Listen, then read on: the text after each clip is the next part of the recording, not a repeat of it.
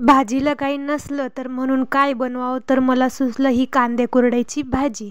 कदाचित तुम्हाला माहीत पण असेल ही कांद्या कुरड्याची भाजी. तर मग चला आपण त्याची रेसिपी बघूया. इथे मी आपण ह्या बनवलेल्या कुरड्या इथे मी अर्धा तास पाण्यात ठेवून त्यानंतर मी याच्यातलं पाणी काढून घेतलेलं आहे. त्यानंतर मी इथे घेतलेले 2 मोठे कांदे चिरून घेतलेले आहे.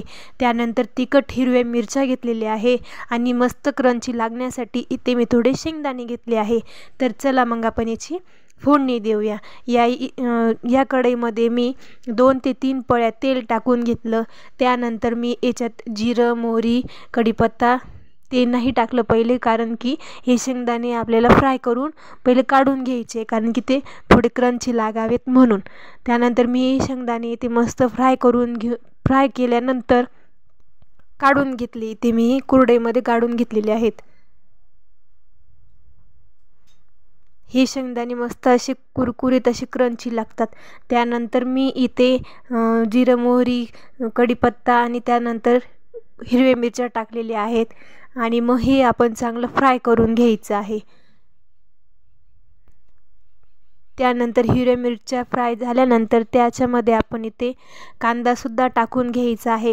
कांदासुद्धा आपण चांगल्या प्रकारे परतून घ्यायचा आहे. कांदा आपण लालसर होईपर्यंत असा मस्त फ्राय करून घ्यायचा आहे. त्यामध्ये थोडंसं मीठ ॲड करायचं, त्यामुळे हा कांदा लवकर शिजतो. बघू शकता तुम्ही या प्रकारे मी इथे ही कांदासुद्धा मस्तपैकी फ्राय करून घेतलेला आहे.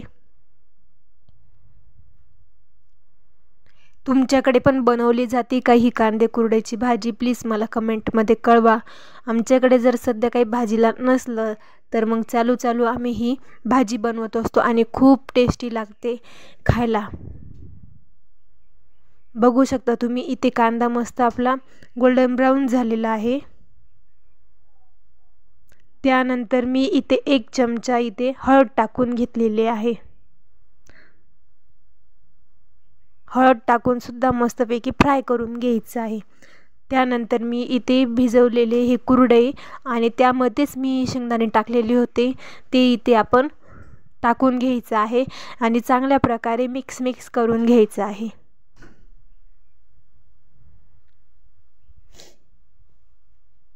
बघू शकता तुम्ही अशा प्रकारे हे मस्तपैकी असं मिक्स केल्यानंतर त्यामध्ये आपण मीठ ॲड करायचं आहे.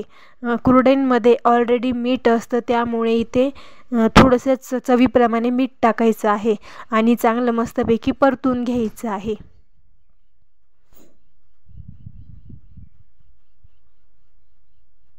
खूप छान टेस्टी लागते ही भाजी. त्यानंतर मस्त गार्निशिंगसाठी तर मी कोथिंबीर स्वच्छ धुवून टाकलेली आहे. बघू शकता तुम्ही किती टेस्टी दिसत आहे. दिसायलाच एवढी टेस्टी दिसत असेल तर खायला किती छान लागेल. तर तुम्ही नक्की ही रेसिपी ट्राय करा आणि मला कमेंटमध्ये कळवा कशी वाटली ही रेसिपी. बाय बाय मंडळी.